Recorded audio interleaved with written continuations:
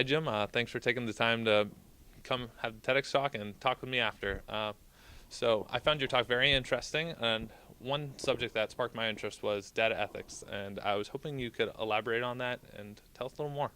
Well, if you go to Google, for instance, and you do a search on data ethicists, you're probably going to be surprised that you don't find much because it's a fairly new field. It's just emerging, and it's ethics is defined as knowing the difference between right and wrong, doing the morally correct thing, and what we need to teach the holders of our data to do is to act ethically with the information they're collecting about citizens.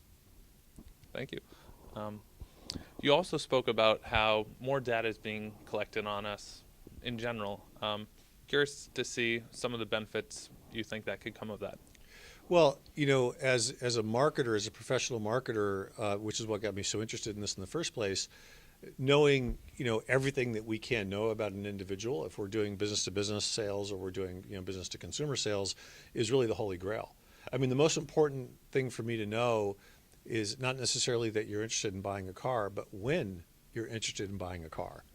And if I know that you're talking to your friends about the Audi or the Mercedes or whatever, and I can get in front of you and have that conversation, either digitally or otherwise, that's a great way for me to make a sale. So this is the motivation behind collecting data from a business standpoint. But there's a lot more that goes with it. You can do pattern work so that on this particular day, most days Jim goes to lunch at 12:30. He either goes to one of these 5 places. Well, what if those places could be notified that if they send me a 10% off coupon, I might change my direction and go there. So there's a lot of ways in which this data is going to be used. It can be really super convenient for us as consumers, but it can also be an invasion of our privacy if it's not done properly. With collecting data, you briefly spoke about beacons. I was hoping you could elaborate more on their use and how they're used. Yeah, well, beacons are ultrasonic signals that get sent out from a number of different sources. One source happens to be your TV set. So that certain advertisers can discover whether or not you're in the room watching the program. Are you watching America's Got Talent or are you watching Will and Grace? They don't just know, one phone, but they know all the phones that are in the room. Because the phones are listening to those signals. Beacons are also used in retail settings where you can move through stores and they can know where you are in the store based on your phone. There's certain apps that are required to do that, but these apps are pretty prevalent. If an app asks for microphone permission on your phone, it could be a listener for a beacon. And it could also be a listener for human speech. So there's been a lot of research done about listening for keywords. And in the case of me finding out that you're looking to buy a car, this would be a really good way for me to send you an ad. So listening devices can be an issue, and beacons is one way in which they work. How do you see any roadblocks and, let's say, the collection of data coming up? Roadblocks in the collection of data, no, I think it is a dam burst. We are looking today, according to Cisco and Intel, to have about 200 billion devices by 2020. The estimates are huge, and these devices are all IP connected, and they collect data on everything. I mean, think about this, for instance. When you drive from here to New York, the system knows that you're driving for so many reasons. Number one, your phone reports how fast you're going, right? Because it's tracking your progress. And when you drive through the tolls, well, they're taking a picture of your car. And when you head into the city, you're getting captured. And so there's just so much information that's being collected on you every day.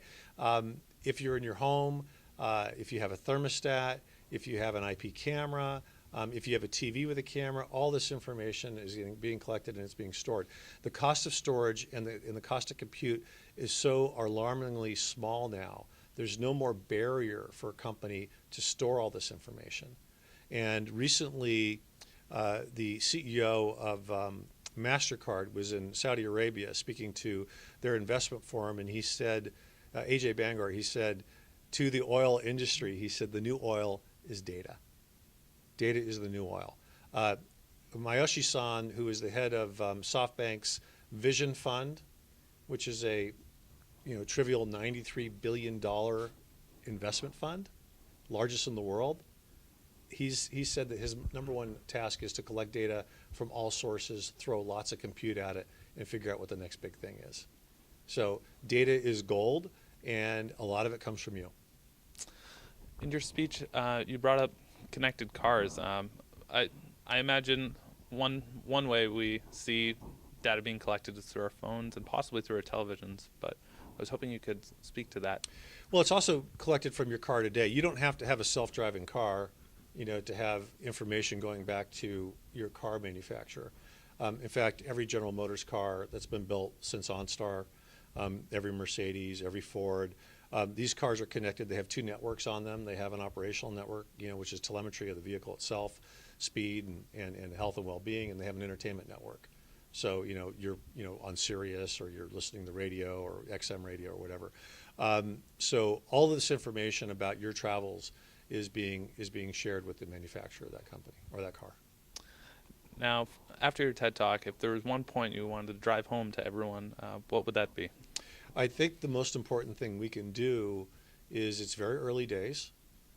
We are being surveilled in a manner where no one on the planet, well, maybe I should say, I'll say Americans have never experienced this before.